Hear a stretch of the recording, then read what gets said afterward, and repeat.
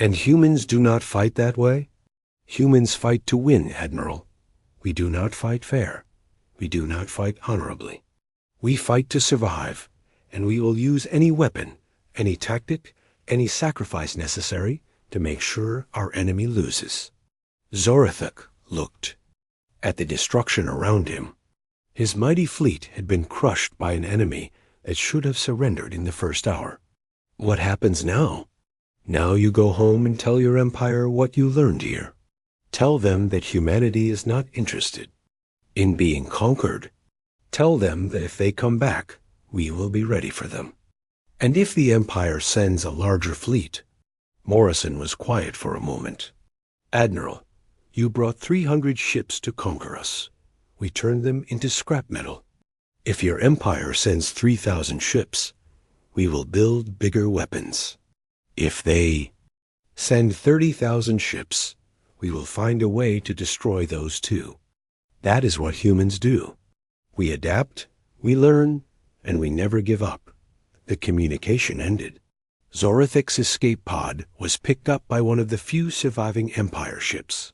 As his fleet limped away from the human solar system, he began composing his report to the Empire's High Command. 6 months later, Emperor Zethrak himself read Zorathuk's report in his palace on the Empire capital world.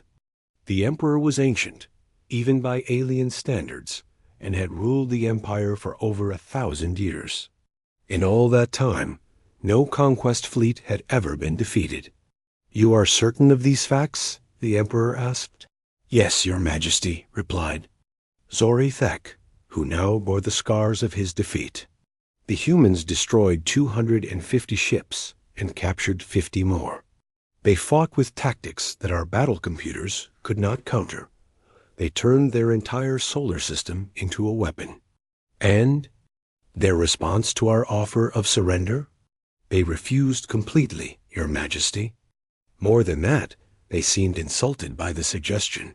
When facing certain death, they did not retreat or negotiate. They attacked more fiercely. The Emperor was silent for a long time. Finally, he spoke. "Update the Galactic database. Classify. Humanity is Category Omega." Category Omega was a classification that had never been used before. It meant a species too dangerous to conquer, too unpredictable to negotiate with, and too stubborn to intimidate. "Your Majesty, what are your orders regarding future contact with humanity?" asked the Emperor's chief advisor. "Leave them alone.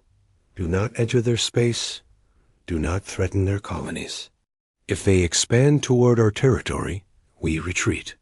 But, Your Majesty, they are only one species with a few dozen ships." "Today they have a few dozen ships," the Emperor said.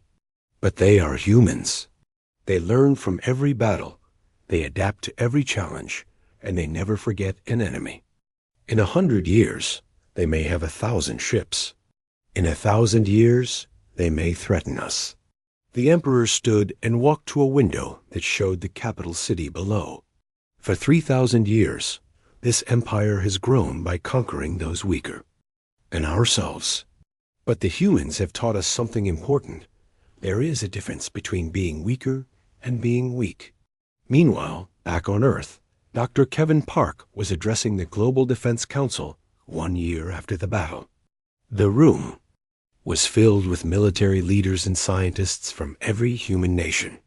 "The captured Empire technology has advanced our science by decades," Park reported. "We now have faster ships, better weapons, and improved defensive systems. More importantly, we have learned that we are not alone in the galaxy, and we are not the weakest species out there." "What is our next step?" asked President Carter. "We expand. We explore. We prepare for the next threat. The Empire may leave us alone for now, but there are other dangers in the galaxy. We need to be ready for them." Admiral Blake, now promoted to head of Human Space Command, added her thoughts. "The Empire learned something about us in this war, but we learned something about ourselves too. When humans are pushed to the wall, when we face impossible odds, we do not break. We get creative. we get dangerous. And we remember. The final scene showed human colony ships leaving Earth's solar system, heading toward distant stars.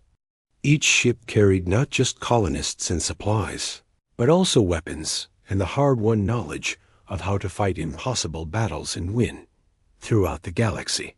The story of humanity's victory spread among the Empire's subject species. For the first time in 3,000 years, they had seen the mighty Zephyrian Empire retreat. Some began to wonder if they too could resist their conquerors. But those were stories for another day. For now, humanity had earned something precious, the right to exist on their own terms in a galaxy full of enemies. And everyone who met them would remember the lesson learned by the Empire's Fourth Fleet. Never underestimate a species that considers impossible odds a personal challenge. The final battle for Earth began when the moon opened fire. Hundreds of mass drivers hidden across the lunar surface fired at the same time, sending a wall of metal projectiles toward the Empire fleet. The aliens had never seen anything like it.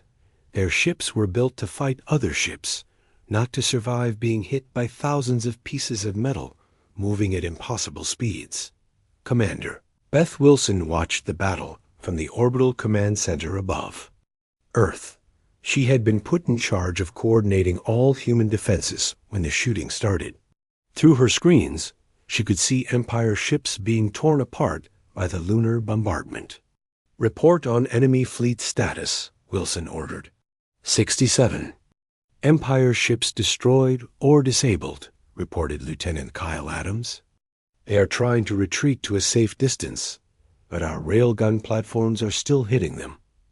Wilson smiled grimly. The Empire had expected to fight a quick battle against primitive defenses. Instead, they were being destroyed by weapons they did not understand, using tactics that made no sense to their computers. On the massive Empire flagship Eternal Dominion, High Admiral Zorovec was learning what it felt like to lose a battle for the first time in his long career. His fleet was in chaos. Ships were exploding all around him, and his tactical computers could not figure out how to respond to human weapons.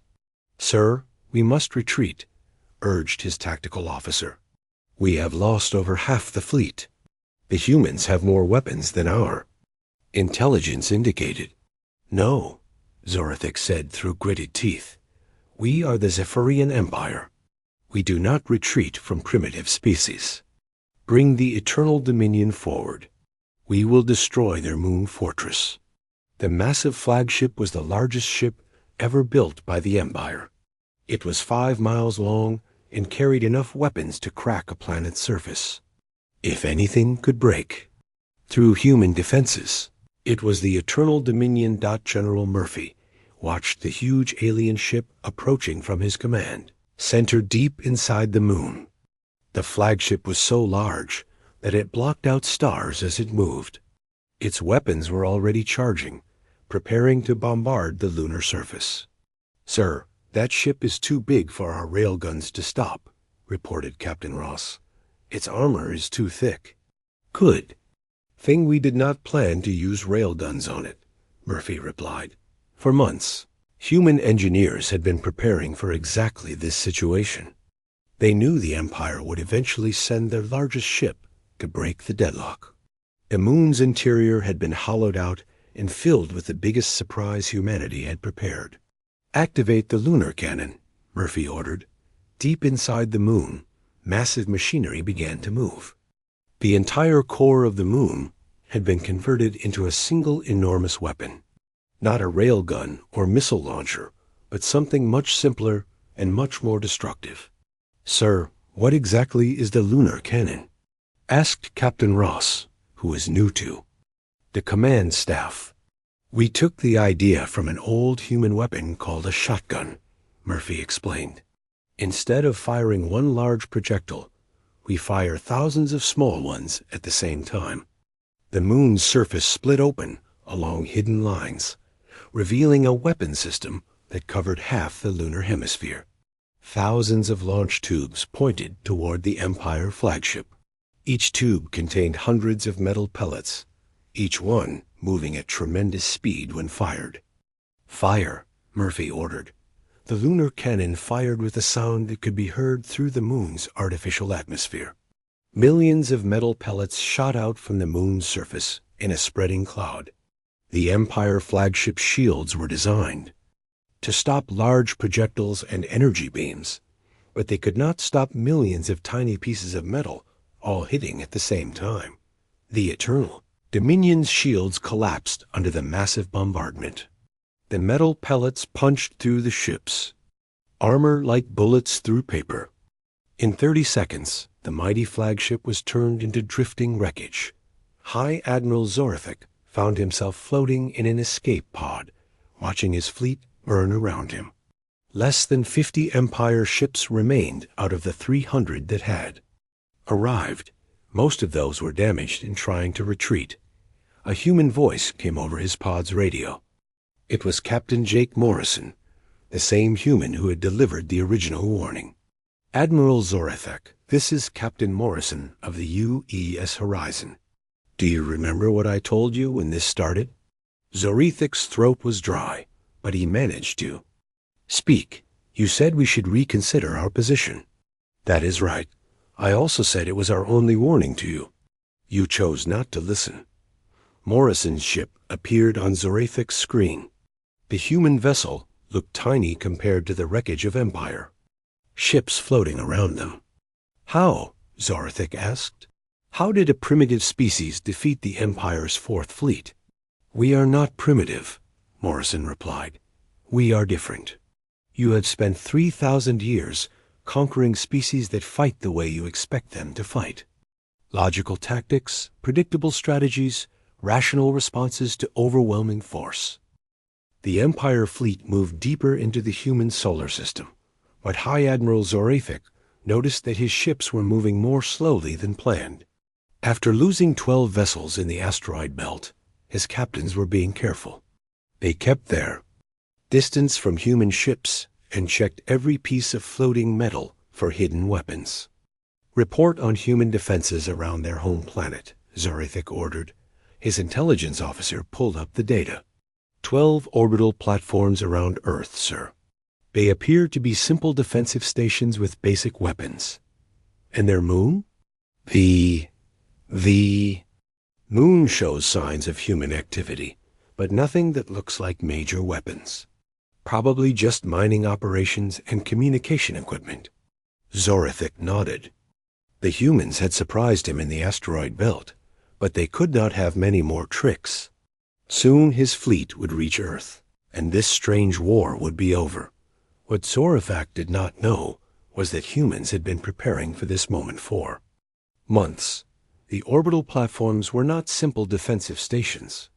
They were massive railgun installations, designed to fire metal projectiles at incredible speeds. Each platform could launch projectiles that moved at 15% of light speed. On Earth's moon, General Paul Murphy stood in a command center that had been carved deep into the lunar rock. The moon looked normal from the outside, but inside, it had been turned into the largest fortress in human space. Thousands of workers had spent months building weapons, ammunition storage, and defensive systems. "General, the Empire fleet is 4 hours away from Earth orbit," reported his aide, Captain Mary Ross. "Good. Are all railgun platforms ready?" "Yes, sir. All 12 platforms are loaded and targeted. The Empire ships have no idea what they are flying into." Murphy looked at the tactical display showing the approaching alien fleet. The Empire ships were huge and powerful, but they were also slow and predictable. They flew in neat formations, exactly like the manual said they should. "What about the hidden weapons?" Murphy asked. "All asteroid cannons are ready. The debris field around the platforms is fully weaponized. Even our communication satellites have been rigged with explosives." Murphy smiled grimly. The Empire thought they were attacking a primitive species with basic defenses. They were about to learn that humans had turned everything in their solar system into a weapon. Meanwhile, Captain Ellen Foster was leading a dangerous mission aboard the ship U's Vengeance. Her job was to capture an intact Empire vessel so that human scientists could study alien technology. Not to copy it, but to find its weaknesses. "There," Foster said, pointing at the screen. "That cruiser is damaged from the asteroid battle. Its shields are weak, and it's separated from the main fleet." The Vengeance was a newer human ship, faster and more heavily armed than the patrol vessels. But it was still tiny compared to this Empire cruiser called Void Piercer. "Captain, how exactly do we capture a ship that is 10 times our size?" asked Lieutenant Ben Cole, her tactical officer. "By doing something they will never expect," Foster replied. "Danny, bring us alongside their hull, close enough to touch." "Ma'am, that will put us right in their weapons range," said her pilot, Lieutenant Danny Wright. "Exactly. They cannot shoot at us if we are stuck to their ship like a tick on a dog." Foster's plan was insane by normal military standards. The Vengeance flew directly at the Empire cruiser, moving so close that the two ships were almost touching. The alien crew was confused. Why would the humans put themselves in such a vulnerable position? "Now activate the magnetic clamps," Foster ordered. Metal clamps shot out from the Vengeance and locked onto the Empire ship's hull. The two vessels were now connected, moving through space together. "Ben, use the ship's artificial gravity generator. Make it so we can walk on their hull." "Captain, that is not what the gravity generator is designed for. Since when do humans use equipment the way it was designed?" The Vengeance created a gravity field that let Foster's Marines walk on the outside of the Empire ship while both vessels moved through space. The alien crew watched in amazement as humans in spacesuits marched across their hull like they were walking on solid ground. Foster led her team to an airlock and began cutting through with plasma torches. The Empire crew tried to stop them, but they could not use their heavy weapons without damaging their own ship. 20 minutes later, Foster and her Marines were inside the Empire cruiser, fighting their way toward the bridge. The aliens had better individual weapons, but they were not prepared for humans who fought in hallways and rooms, like they were fighting in a jungle. Dr. Amanda Clark was part of Foster's team. She was not a soldier, but a technical expert whose job was to study Empire technology. While the Marines fought alien security forces, Clark connected her equipment to the ship's computer systems. "Captain, I have access to their computers," Clark reported over the radio. "You need to see this." "What did you find?" "Their entire military system is based on predictable patterns. Every ship follows the same procedures, uses the same tactics, responds to threats in the same way. It is like they have been fighting the same type of enemy for so long that they forgot other ways of fighting exist." Foster ducked as an alien energy blast shot over her head. "Can you use that against them?" "Better than that. Their automated defense systems are designed to respond to logical attacks. When we do something that does not make sense, their computers cannot figure out how to respond." The battle for the Empire cruiser lasted 3 hours. In the end, Captain Foster's team captured the bridge and took High Admiral Zethrak alive. More importantly, Dr. Clark downloaded everything from the ship's computers back on Earth. General Murphy received the intelligence data from Dr. Clark's computers. The information changed everything. "The Empire has conquered over 400 species," Murphy told his staff. "But every single one of those species fought the same way. Traditional formations, logical tactics, predictable responses to overwhelming force." "What does that mean for us?" asked Captain Ross. "It means their entire military system is designed to fight enemies that behave rationally. When we do something irrational, their battle computers cannot adapt quickly enough." The implications were huge. Human tactics that seemed insane to logical minds were actually the Empire's greatest weakness. Every time humans did something unexpected, It created chaos in the alien command structure. "Sir, the Empire fleet is now 1 hour from Earth orbit," reported a technician. "Perfect. Signal all platforms and hidden weapons.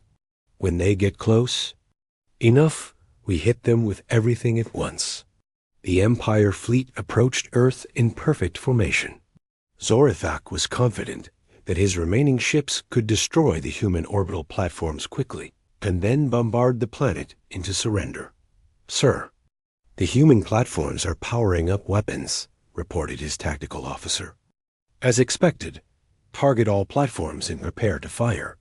What happened next shocked every alien in the fleet. The human orbital platforms did not fire energy beams or missiles. Instead, they launched solid metal projectiles that moved faster than anything the Empire had ever seen. The railgun projectiles hit Empire ships before their sensors could even track them properly. The aliens' energy shields, designed to stop sophisticated energy weapons, were useless against simple metal moving at incredible speed. "Shields are not stopping their projectiles," reported the tactical officer in panic. "How is that possible?" "Their weapons are purely kinetic, sir. Just metal projectiles, but moving at 15% of light speed." More shocks followed. What looked like empty space around Earth was actually full of hidden weapons. Asteroids that seemed to be drifting naturally suddenly fired massive guns. Communication satellites exploded like bombs when Empire ships came near them. Even space debris had been turned into weapons. "Sir, we are taking heavy losses," reported the fleet's damage control officer. "The humans have weaponized everything." In their system, Zorithik stared at his battle display. Half his fleet was damaged or destroyed, and they had not even reached the main battle yet. The humans had turned their entire solar system into a trap. "And their moon?" "The moon is not a natural satellite anymore, sir. It appears to be a fortress. We are detecting hundreds of weapons installations and shield generators." High Admiral Zorithik realized that everything his intelligence reports had told him was wrong. The humans were not primitive. They were not divided. They had spent months preparing for this battle, and they had prepared for it in ways that no logical species would ever consider. "Sir, incoming message from the human." "Commanders," reported the communications officer. A human face appeared on the screen.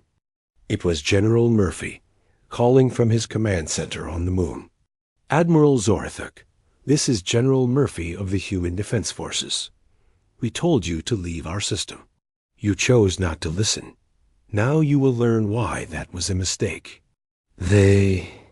Screen went dark. A moment later, the moon's surface erupted as hundreds of hidden mass drivers fired simultaneously, creating a storm of metal projectiles that filled space around the Empire fleet. The Empire fleet arrived at the edge of the human solar system, like a storm cloud blocking out the stars. 300 ships dropped out of faster-than-light travel in perfect formation. Each ship was larger than anything humans had ever built. The smallest destroyer was twice the size of Earth's biggest. Battleship High Admiral Zorithik stood on his command bridge and looked at the planet Earth through his ship's cameras. It was a small blue and green world, third planet from a yellow star. Hard to believe that such a tiny place could produce a species arrogant enough to refuse the Empire's generous offer. "Send the final message," Zorithik ordered. The communication reached every human ship, station, and planet in the system. Zorithik's face appeared on screens everywhere as he delivered his final words. "Humans of Earth and its colonies, this is your last chance. Surrender now, and your deaths will be quick. Continue to resist, and we will make your entire species suffer before we destroy you. You have 1 hour to respond." The hour passed with no answer from humanity. "Very well," Zorithik said to his fleet commanders. "Begin the advance. Destroy any ship that moves. Show them the price of defying the Empire." The massive fleet began moving toward the inner system. Their target was Earth. But first, they had to pass through the asteroid belt, where humans had mining stations and patrol ships. Commander, Tony Rogers sat in the small bridge of the UE-7 Defiance, watching the Empire ships approach. His vessel was tiny compared to the alien fleet. The Defiance was a patrol ship designed for checking on mining operations and chasing pirates. It had light weapons and thin armor. Against the Empire fleet, it was like a mouse facing a pack of wolves. Tony's crew was 12 people. Good people who had families back on Earth. They had volunteered to stay at their patrol station, even though everyone knew it was suicide.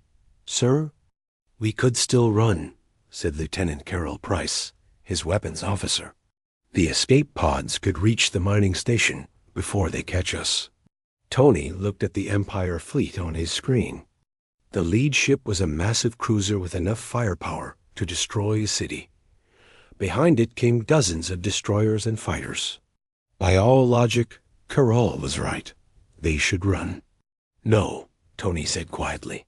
"If we run, they will think humans are cowards. If we fight, maybe we can show them something different." "Sir, we cannot win against that many ships," said his pilot, Lieutenant Joe Martinez. "We are not trying to win, Joe. We are trying to teach them a lesson." Tony opened communications to the Empire cruiser. "Alien ship, this is Commander Rogers of the human patrol vessel Defiance. You are not welcome in our system. Turn around and leave." The response came immediately. It was a laugh that sounded like metal scraping against stone. "Little human, your ship is smaller than our shuttle. Craft, move aside or be destroyed." "Counteroffer," Tony said. "Go back where you came from before you get hurt." The Empire cruiser fired a warning shot that passed close to the Defiance. The energy beam was so powerful that it made the human ship's hull glow hot just from passing nearby. "That was your warning. The next shot will turn your ship to dust." Tony looked at his crew. They were all young, all brave, and all about to die, but they were also all nodding their heads. They understood what needed to be done. "Joe, set course for that cruiser. Full speed. Sir, you heard me. Ram them." Lieutenant Martinez's hands moved over his controls. The Defiance turned toward the massive Empire ship and accelerated. The little patrol vessel was fast, much faster than the heavy cruiser could turn. On the Empire ship, alarms began sounding. The humans were flying directly at them at maximum speed. It made no sense. It was suicide. "What are they doing?" asked the cruiser's captain. "I believe they intend to ram us, sir," replied his tactical officer. "That is impossible. No species would sacrifice their ship for such a small amount of damage." But the human ship kept coming. Tony Rogers stood on his bridge as the Empire cruiser grew larger and larger on the screen. His crew was calm, doing their jobs, preparing for impact. Carroll armed the reactor overload, set it for manual detonation. "Yes, sir." The Defiance struck the Empire cruiser's hangar bay at full speed. The little ship punched through the cruiser's hull like a bullet through paper. But Tony had one more surprise for the aliens' dot as the Defiance came to rest inside the Empire ship's hangar. Tony Rogers pressed the detonation button. The human ship's reactor exploded, turning both vessels into a ball of fire and metal. The explosion killed Tony and his entire crew instantly. It also killed 3,000 Empire soldiers and crippled their lead cruiser. More importantly, it sent a message to the entire Empire fleet. High Admiral Zorefik stared at his screens in shock. The cruiser Void Striker was drifting helplessly. Its engines dead, its weapons offline. Half the ship was simply gone. "What happened?" he demanded. "The human ship rammed us and detonated their reactor, sir," replied his tactical officer. "Captain Velcroft is dead. Most of the ship's crew is dead." Zorefik could not understand what he had just seen. In 3,000 years of conquest, no species had ever responded to overwhelming odds by attacking with suicide tactics. It was insane. It was wasteful. It was terrifying. "Sir, we are receiving signals from the inner system," reported his communications. "Officer, multiple human ships are moving to attack positions." On the screens, Zorithic could see human vessels throughout the asteroid belt. They were small, outnumbered, and outgunned. By all logic, they should be trying to escape or hiding behind asteroids. Instead, they were all moving toward his fleet. Deep in the asteroid belt, Colonel Lisa Martin commanded the defense station Olympus 7. The station was built inside a large asteroid and hidden from normal sensors. It was one of 12 such stations scattered throughout the belt. "All ships, this is Colonel Martin. Commander Rogers has shown us how to fight these invaders. Follow his example. Hit them hard, hit them fast, and make every shot count." The human ships began their attack. They did not form neat battle lines or try to match the Empire's formation. Instead, they came from all directions, using asteroids as cover, flying. Patterns that made no sense to the aliens. Captain Steve Walsh commanded a squadron of 6 fighters. His ships were fast but lightly armed. Against the Empire destroyers, they should have been helpless. But Steve had studied the recordings of the first attack. "Remember what Rogers did," he told his pilots. "We are not trying to win a fair fight. We are trying to hurt them as much as possible before we die." Steve's fighters attacked an Empire destroyer from 6 different angles. When the alien ship turned to fight one fighter, the others attacked its blind spots. When Steve's ship was hit and began to lose power, he did not try to escape. "This is for Tony Rogers," Steve said into his radio, and crashed his fighter into the destroyer's bridge. The battle spread throughout the asteroid belt. Human ships fought like nothing the Empire had ever seen. They used debris as weapons, crashing, damaged asteroids into enemy ships. They turned their own wreckage into missiles. When their weapons ran out, they rammed the enemy. Most shocking of all, the humans seemed to expect to die. They fought not to survive, but to inflict maximum damage. Before they were destroyed, High Admiral Zorithic watched his fleet take losses from an enemy that should have been swept aside in minutes. The humans were losing ships faster than the Empire, but every human ship took at least one Empire vessel with it when it died. "Sir, this is not normal combat behavior," his tactical officer reported. "The humans appear to be fighting with the assumption that death is an acceptable outcome." Zorithic felt something he had not experienced in 200 years of conquest. Fear. Not fear of losing the battle, but fear of what kind of enemy would fight this way. "Continue the advance," he ordered, "but maintain distance from human ships. Do not let them get close enough to ram us." The Empire had won the first battle, but they had learned something terrible. Humans did not just fight to win. They fought to make sure their enemies paid a price for every victory. High Admiral Zorithic stood in the command center of the massive ship Eternal Dominion. The ship was so large that it had its own cities inside. Thousands of aliens lived and worked on the ship, and it carried enough weapons to destroy entire planets.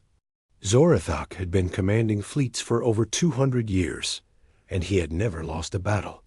Around him, his officers were studying reports about the humans. The information came from spy drones that had been watching Earth and its colonies for months. Everything they saw told the same story. Humans were a young species that had barely learned to travel between stars. "Show me their largest ship," Zorithic said to his aide. The main screen lit up with images of human vessels. They were small and looked rough compared to Empire ships. The biggest one was only half the size of a single Empire destroyer. They were powered by simple fusion engines and armed with basic weapons. "Primitive," said General Kithara, the Empire's top war planner. She was a tall alien with 4 arms and skin like polished stone. Their weapons fire metal bullets and simple energy beams. Their ships have no proper shields. This will not even be a real battle. How many ships do they have? Asked Admiral Zorithik. 47 combat vessels total, replied Commander Vorthik, reading from his datapad. 12 defensive platforms around their whole world. Perhaps 100 smaller ships scattered across their colonies. Against our 300 ships, they cannot possibly win. Zorithik nodded. This was exactly what he expected. The Empire had conquered over 400 different species using the same method every time. First, they would arrive with overwhelming force. Then they would destroy a few enemy ships to show their power. Finally, the enemy would surrender rather than face total destruction. What about their ground forces? Zorithik asked. Laughable, said General Kithara. They fight each other constantly on their own planet. They have no unity, no proper military organization. Their weapons are crude chemical explosives and simple projectile throwers. One of our battle suits could defeat 100 of their soldiers. The Admiral walked to the large window that showed the stars. Somewhere out there was the human home system. Soon, his fleet would arrive there and add another species to the Empire's collection. Meanwhile, on the planet Earth, President Helen. Carter sat in a large room with the most important military leaders from every human nation. The room was deep underground, protected by thick metal walls. Everyone in the room looked worried. Tell me again what we are facing, President Carter said to Admiral Susan Blake. Admiral Blake was a small woman with short gray hair, but everyone in the room respected her. She had commanded human fleets during the colony wars and knew more about space combat than anyone else. According to the message from Captain Morrison, we are dealing with an empire that controls thousands of star systems. They have technology far beyond ours. Their ships are bigger, faster, and more heavily armed than anything we have. How many ships are coming? Asked General Ben Lewis. We do not know exactly, but estimates suggest at least several hundred. Our entire fleet is 47 ships. We also have the orbital defense platforms, but those are fixed in place around Earth. President Carter rubbed his face with his hands. So we are outnumbered 6-1, and they have better technology. Is there any good news? Dr. Kevin Park stood up from his seat at the end of the table. He was the head of the Human Military Research Division, and he had been quiet during most of the meeting. When he spoke, everyone listened. Actually, there is good news. But first, I need to explain something about the Empire. Dr. Park activated a screen that showed star maps and battle reports. We have been studying every piece of information we could find about the Zephyrian Empire. They have been conquering species for 3,000 years, and they always use the same plan. What plan? Asked Admiral Blake. Show up with massive fleets, destroy a few enemy ships, wait for surrender. It works because most species fight logically. They see they are outnumbered and outgunned, so they give up to save lives. That sounds logical to me, said President Carter. Exactly. But humans are not logical fighters. We never have been. Dr. Park changed the screen to show human history. Look at our wars. Thermopylae, where 300 soldiers held off an army of thousands. Stalingrad, where humans fought building by building for months. The Alamo, where defenders fought to the death rather than surrender. General Lewis leaned forward. What are you saying? I am saying that the Empire has never fought a species like us. They expect logical surrender when facing overwhelming odds. But humans do not surrender. We get angry. We get creative. And we do things that no logical species would ever try. Admiral Blake looked interested. Go on. The Empire's intelligence. Reports show they think we are primitive. They see our simple weapons and basic ships and assume we are weak. But they missed something important. Humans have been perfecting the art of war for thousands of years. Every conflict we have ever fought, we studied and learned from. Dr. Park clicked to another screen showing human military research. While other species focused on making bigger ships and better energy weapons, we focused on making better fighters. We studied every possible way to kill efficiently. We practiced fighting against impossible odds. We learned to use anything as a weapon. But their technology is still better than ours, President Carter pointed out. Technology is not everything. The best sword in the galaxy cannot help you if your enemy sets your house on fire while you sleep. The strongest shield cannot protect you if your enemy uses tactics you never imagined. Dr. Park looked around the room. The Empire expects a traditional space battle. Ships in neat formations, proper tactics, logical decisions. They expect us to retreat when we are losing and surrender when defeat is certain. And we will not do that, asked General Lewis. We cannot do that. It is not how humans fight. When a human is cornered and facing certain death, they do not lie down and wait to die. They grab the biggest rock they can find and try to take their enemy with them. Admiral Blake smiled for the first time since the meeting started. You think we can actually win this? I think the Empire has no idea what they just started, Dr. Park said. They are about to discover that there is a difference between conquering a species and fighting a species that has spent its entire existence learning how to kill things that are bigger and stronger than they are. President Carter stood up. Then we prepare for war.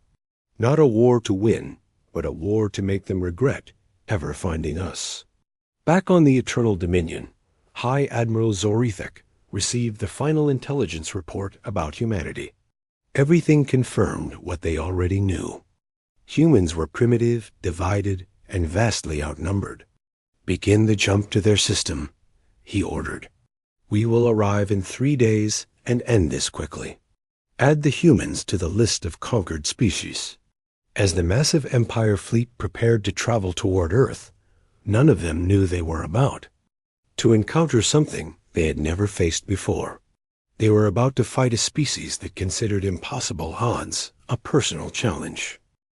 Captain Jake Morrison stood on the bridge of the UE's horizon, watching the stars through the large front window.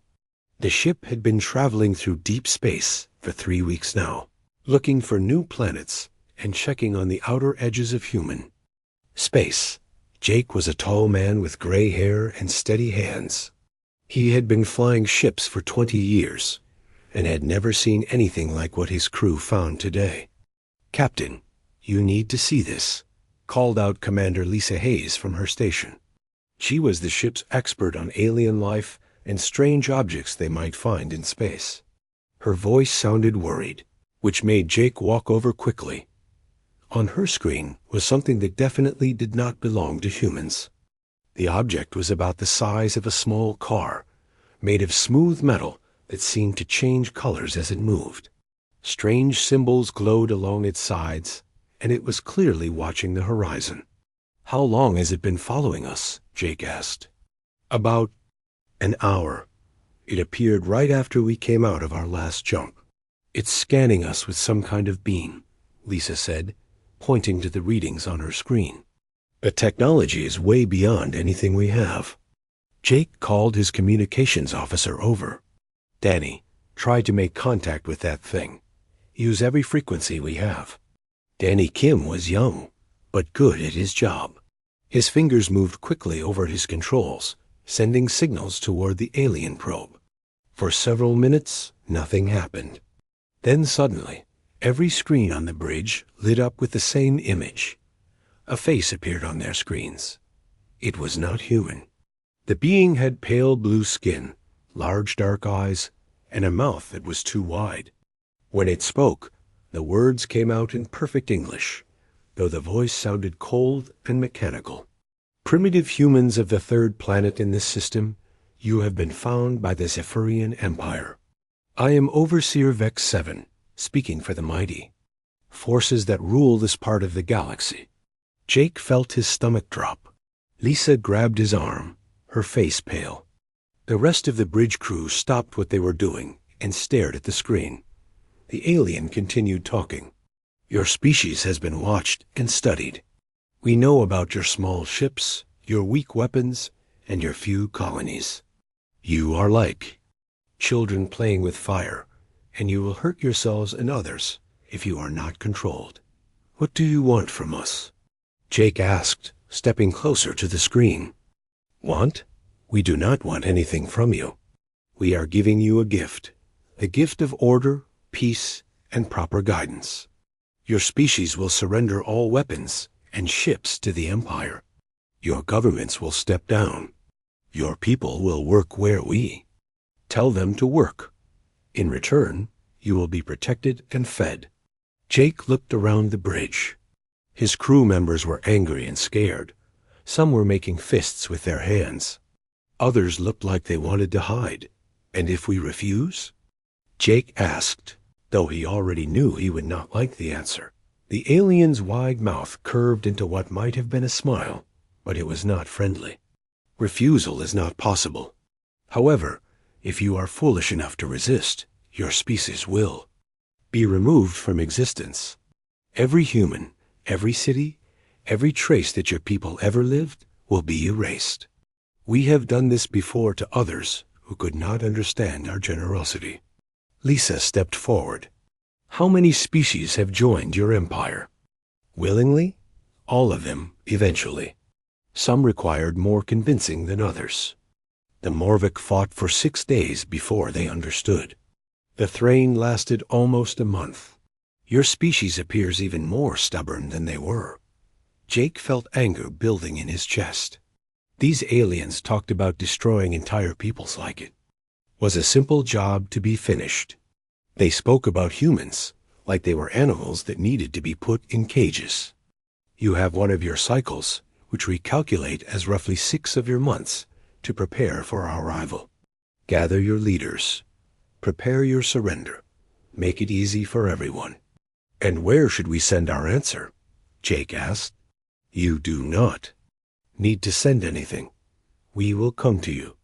When we arrive, you will either kneel or you will die. These are the only options the Empire offers. Jake took a deep breath. He looked at his crew, then back at the alien face on the screen. When he spoke, his voice was calm and steady. I appreciate the warning. However, we must respectfully decline your generous offer of surrender. We suggest you reconsider your position. This is our only warning to you. The silence that followed lasted for several seconds. The alien's expression changed. Its eyes seemed to grow larger, and its mouth opened wider. Warning? You give us a warning? You are a single small ship with primitive weapons. We are an empire that spans thousands of star systems. We have fleets that could block out your sun. We have weapons that could crack your planet in half. Maybe you do, Jake said. But you clearly do not understand what you are dealing with. Humans do not surrender. We do not kneel. And we do not go quietly into the night. Your arrogance will be remembered when your species is extinct, the alien said. Its image began to fade from the screen. Make sure you spell our name right in your history books, Jake called out just before the connection ended. The bridge was quiet for a moment. Then Danny spoke up. Captain, that probe is moving away. It looks like it's heading back toward the edge of our space. Good. Send a message to Earth immediately. Tell them we have made first contact, and it did not go well. Tell them to prepare for war. Lisa walked over to Jake. Do you really think we can fight an empire that big? Jake looked out at the stars again. Somewhere out there, alien ships were probably already moving toward Earth. Somewhere out there, an empire that had conquered hundreds of worlds was getting ready to add humanity to their collection. I do not know if we can win, Jake said quietly, but I know we are going to try. And I know that Empire has no idea what they just started.